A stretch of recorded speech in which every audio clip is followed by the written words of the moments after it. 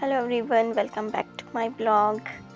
तो कैसे हैं आप सब? आई होप आप सब अच्छे होंगे, खुश होंगे। तो यहाँ पर आज हमारी ब्लॉग की शुरुआत हो रही है। दोपहर का टाइम हो रहा है। दोपहर का नहीं, मतलब नीचे का काम मेरा ख़त्म हो चुका है। खाना मैंने बना दिया है, सब्ज़ी रोटी, झाड़ू पोछा, बर्तन और नहाना धोना, कपड़े वगैरह धो के मतलब नीचे का काम फिनिश करके फिर मैं आ गई हूँ आज ऊपर। और आज मैं यहाँ पर लगा रही हूँ पोछा। वैसे मैं यहाँ डेली पोछा नहीं लगाती हूँ, वीक में 1 बार या 2 बार ही यहाँ पर मैं पोछा लगा रही हूँ, क्योंकि यहाँ पर ना एक तो हम रहते नहीं हैं, यहाँ आते भी नहीं हैं। और कभी छत पे जाना हो तो ही हम ऊपर आते हैं, वरना तो जो भी हमारा सामान है स्टोर रूम वगैरह का, बस एक तरीके से समझ लीजिए कि ये हमारा स्टोर रूम ही है। तो यहाँ पर मेरी मशीन रखी हुई थी काफ़ी दिन से, क्योंकि सर्दियों में ठंड की वजह से स्टिचिंग मैंने की ही नहीं थी, क्योंकि एक तो ठंड बहुत लगती है स्टैंड से मशीन में, स्टैंड वाली मशीन चलाने में ठंड बहुत लगती है। और हमारे यहाँ एक तो रहती भी बहुत ज़्यादा ठंड है, तो उस वजह से सर्दियों में तो मेरा स्टिचिंग का कोई काम होता ही नहीं है। तो अब जैसे कि हो रही है गर्मियाँ शुरू, तो फिर अब मैंने निकाल ली है अपनी मशीन। तो अब मैं सोच रही हूँ कि कुछ ना कुछ बना ही लूँ मैं सर्दियों में। मुझे सर्दियों तक के लिए मुझे जो भी कपड़े वगैरह सिलने होते हैं ना, वो मैं पहले ही सिल के रख देती हूँ, क्योंकि मुझे पता है कि हमारे यहाँ इतनी ठंड पड़ती है कि बस फिर ये रहता है कि बस जल्दी से काम ख़त्म करो और छत पे चलो धूप में।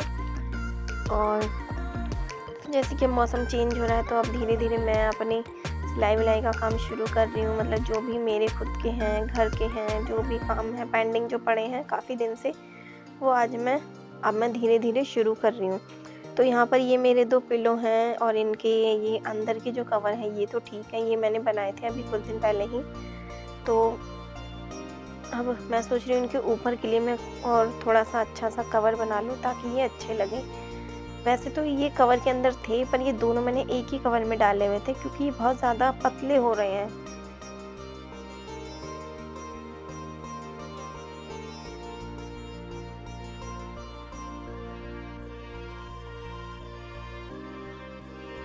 तो यहाँ पर आज मैं बना रही हूँ तकियों का ऊपर का कवर। तो नीचे वाला जो है, ये जो ब्लू वाला मैंने चढ़ा रखा है, ये मैं डाल दूँगी अपने दूसरे वाले तकियों के ऊपर। और फिर ये अंदर वाला ही कवर होगा, जो ऊपर से कवर लगाएँगे हम वो होगा जो बेडशीट के साथ में आता है, वो ऊपर से तो वही लगेगा। तो अंदर भी कवर होना चाहिए, क्योंकि जब कभी अगर हम वॉश करने के लिए भी कवर उतारें, तो फिर वो तकिए एकदम भद्दे-भद्दे से ना लगें। तो इसमें अंदर भी इनमें कवर चढ़ा कर रखती हूँ। तो यहाँ पर मैं ले रही हूँ तकिए का नाप, और इनकी लंबाई और चौड़ाई वगैरह सब मैंने नाप ली है। अब मैं उसी हिसाब से कपड़े पर निशान लगाऊंगी, 2-2 इंच साइड में छोड़ के, और 3 इंच मैंने छोड़ा है लेंथ में।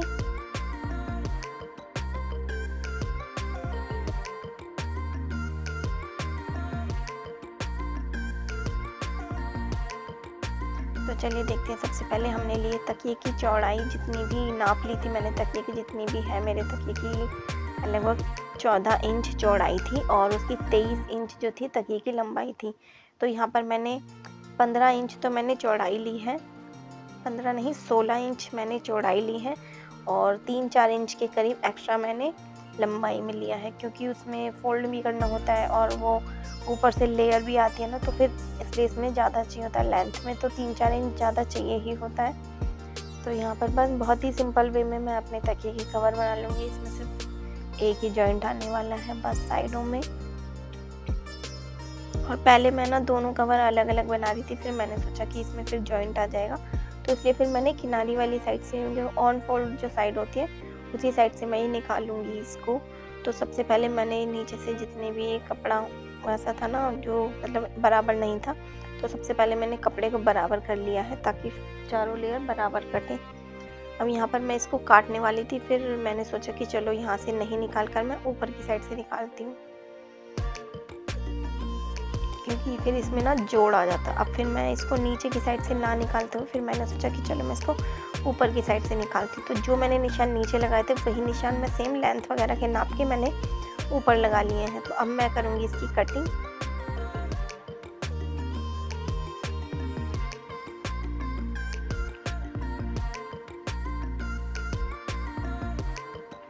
और ये जो कपड़ा है, ये मेरी एक सलवार का कपड़ा है, के साथ ही कपड़ा था सलवार का।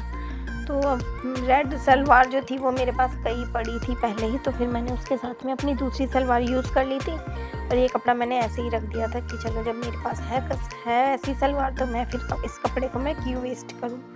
और देखिए वो मैंने उस टाइम पर ये कपड़ा बचा लिया तो ये अब मेरे कितने काम आ रहा है। तो यहाँ पर आया है लवी। तो यहाँ पर अब मैंने ली है अपनी मशीन। आज मैं स्टैंड पर मैं नहीं लगाई है मैंने मशीन, क्योंकि जो मेरे स्टैंड की वो डोरी है ना वो टूटी हुई है। वो जब कोई आएगा ठीक करने वाला उसे ठीक करवाऊंगी या फिर तनिष्का के पापा से उसको जुड़वाऊंगी। मैंने खुद से कोशिश की थी पर मुझसे हुआ नहीं, वो जुड़ नहीं पाई अच्छे तरीके से। एक बार मैंने मतलब जोड़ के चला के देखी तो वो फिर चलाने में फिर टूट गई, क्योंकि डोरी जो होती है ना बहुत ही टाइट से कसी होनी चाहिए तभी मशीन चलती है। तो यहाँ पर मैंने सबसे पहले जो है इनके किनारे फोल्ड कर लिए हैं दोनों साइड के। अब देखिए हम इसको किस तरीके से रखना है हमें, आप ये देख लीजिए।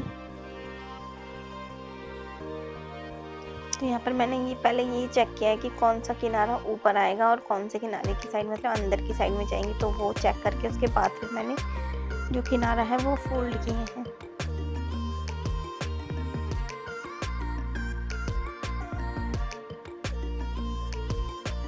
अब ये देखिए हमें किस तरीके से ये रखना है। सबसे पहले हमने पूरा लिया है ये कपड़ा और हमने ऐसे पहले उसको हाफ में फोल्ड किया, फिर उसके ऊपर से हमें दूसरी लेयर रखनी है ताकि जब हम कपड़े पे ये मतलब तकिए पे ये कवर चढ़ाएं तो कहीं भी हिले ना या फिर वो खुला खुला सा ना दिखे। और यहाँ इसमें ना, और जब हम इस तरीके से तकिए की कवर बनाते हैं तो हमें इसमें बटन डोरी कुछ भी लगाने की ज़रूरत नहीं पड़ती। तकिया एकदम फिक्स आता है इसमें और बहुत ही अच्छे से ना ही इसमें निकलता है। अगर हम साइड से ओपन रखेंगे ना तो फिर उसके निकलने का डर रहता है, और जो इस तरीके से हम बीच में जो जॉइंट हम देते हैं तो उससे उसके निकलने का भी डर नहीं रहता और ना ही हमें इसमें डोरी या बटन लगाने की ज़रूरत पड़ती है। तो देखिए अब ये सिलाई लगाने के लिए भी मैंने यहाँ पर एक टिप है जो मैंने बिल्कुल कपड़ा हिले ना, ताकि मैंने कपड़ा ये हिले ना इसीलिए मैंने कपड़े को साइड से फोल्ड करते हुए फिर सीधी सिलाई में लगा लूँगी। सिर्फ इतनी सिंपल से ये सिलाई लगी थी और बिल्कुल भी कपड़ा हिला नहीं था, बिल्कुल इसमें झूल नहीं आया था और ना ही मुझे इसमें पिन लगाने की ज़रूरत पड़ी थी या फिर कच्चा करने की। अब यहाँ पर दोनों साइड्स में मैंने इसी तरीके से सिलाई लगा ली है। तो अब हम इसको चढ़ा कर देखते हैं अपने तकिए पर कि ये सही नाप आया है, कहीं ढीला या मतलब छोटा या बड़ा तो नहीं है। अगर ये थोड़ा सा बड़ा होगा तो हम इसमें और सिलाई लगा लेंगे, अगर छोटा होगा तो थोड़ी सिलाई साइड से लगा के फिर पहली वाली सिलाई को खोल देंगे। अब सबसे पहले हम इसको देख लेते हैं अपने तकिए पर चढ़ाकर। और ये देखिए चारों कॉर्नर इसके हो गए हैं बंद और ये कितने अच्छा सा ये कवर बनकर तैयार हुआ है। अगर आप इसको मैंने तो ये अंदर वाले कवर ही बनाए हैं, इसके ऊपर मुझे दूसरे चढ़ाने हैं। अगर आप इनको बाहर के लिए भी बनाना चाहें तो आप इस कपड़े पर एम्ब्रॉयडरी वगैरह कर सकते हैं या कोई स्टिकर वगैरह लगा सकते हैं, कुछ भी जो भी आप करना चाहें। या अगर आपको कढ़ाई वगैरह नहीं आती तो फिर आप फैब्रिक कलर से इन पर पेंट भी कर सकते हैं, कोई भी फ्लावर या जो भी डिज़ाइन आपको पसंद हो आप वो बना सकते हैं। तो चलिए अब दोपहर का तो काम मेरा हो चुका है, अब मैं आ गई हूँ नीचे। तो शाम का टाइम हो रहा, बनाना है खाना हमें। तो यहाँ पर मैंने चढ़ा दिया है राजमा। सुबह मैंने राजमा भिगो दिया था शाम को बनाने के लिए, तो राजमा मैंने चढ़ा दिया है उबलने के लिए। उसमें मैंने सिर्फ नमक डाला है और कुछ भी नहीं डाला है। अब यहाँ पर हम कर लेंगे अपना मसाला तैयार।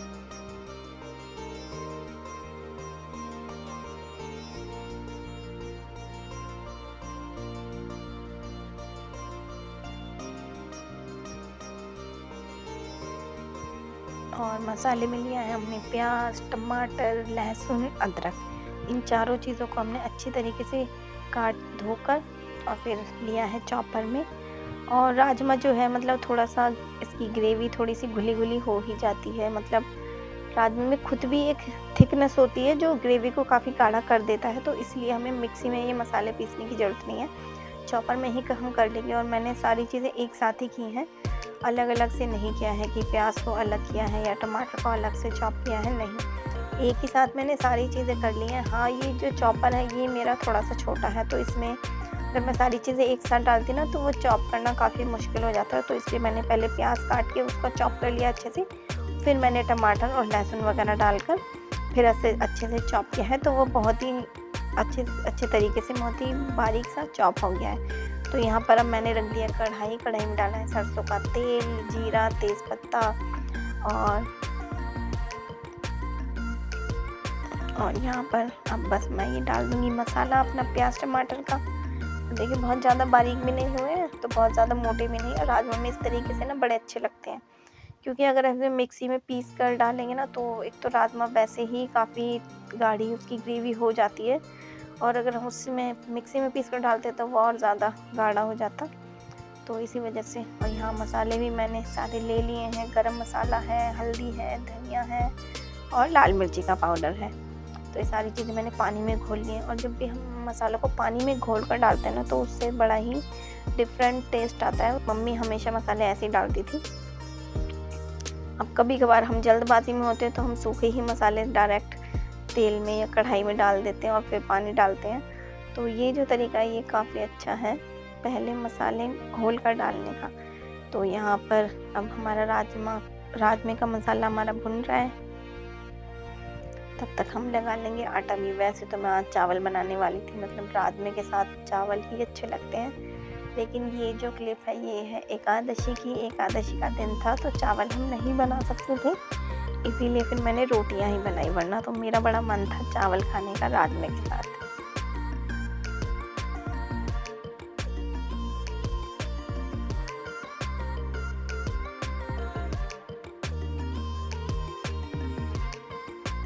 और सबसे मेन बात है कि मसाला अच्छे तरीके से भुना होना, तो फिर सब्जी का टेस्ट बहुत ही बढ़ जाता है इससे।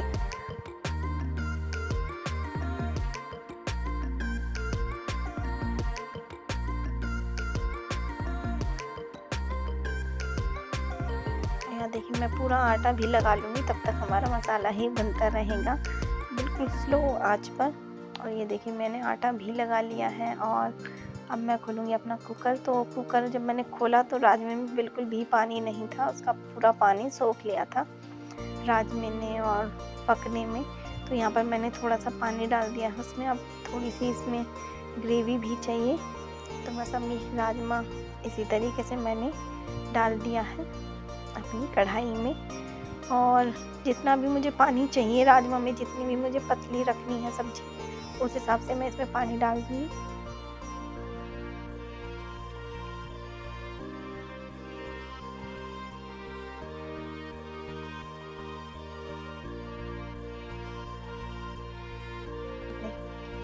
को ढककर भी हमें ये अभी कम से कम 10-15 मिनट हमें पकाना पड़ेगा, उसके बाद ही सब्ज़ी में टेस्ट आएगा। तो यहाँ पर मैंने दूध भी रख दिया है गर्म होने के लिए। सब्ज़ी हमारी पक रही है, आटा मैंने लगा दिया है।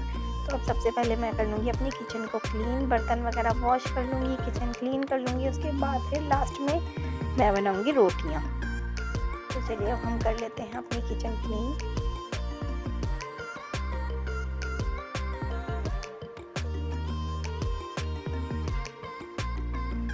और यही मेरी हैबिट है, मैं सबसे पहले सब्ज़ी बना के दूध वगैरह गर्म करके साइड में रख के फिर पूरा किचन को क्लीन करके बर्तन वगैरह वॉश करके लास्ट में बनाती हूँ रोटियाँ, और फिर सब फटाफट से गरम गरम रोटियाँ खाते हैं। फिर उसके बाद में ना, क्योंकि खाना खाने के बाद में काम करना काफ़ी मुश्किल हो जाता है, और बर्तन मांजना तो बिल्कुल भी मुझे पसंद नहीं है खाना खाने के बाद। इसीलिए मैं सबसे पहले पूरा किचन का काम ख़त्म करने के बाद ही खाना खाती हूँ।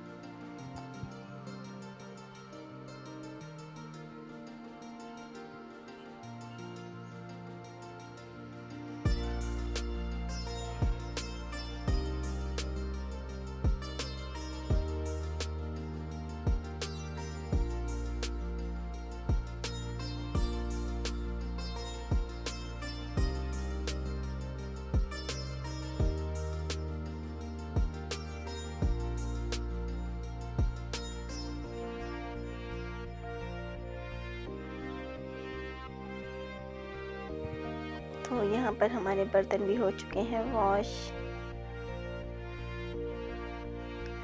ये सारे बर्तन मैं लगा दूंगी उनकी जगह पर।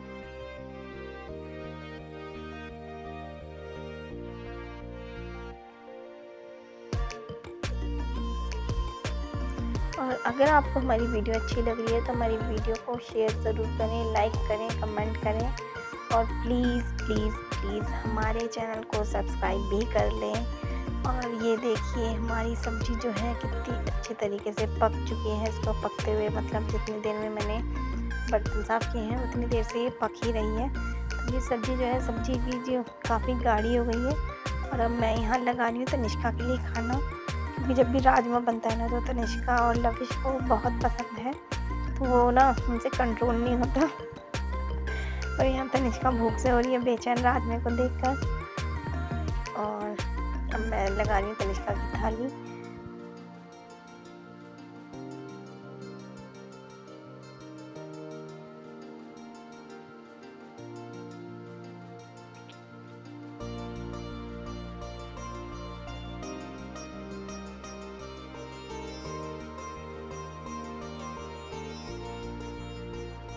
और यहाँ आज तनिष्का का मन था कि उसको किचन में ही बैठकर खाना खाना है, तो यहाँ वो मेरी स्लैब पर ही बैठकर आज खाना खा रही है। क्योंकि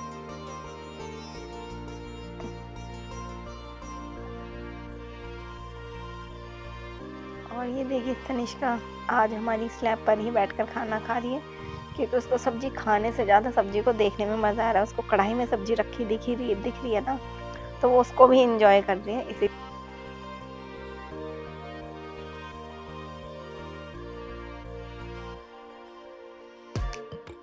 तो चलिए फिर मिलेंगे एक नई वीडियो के साथ, तब तक के लिए बाय बाय।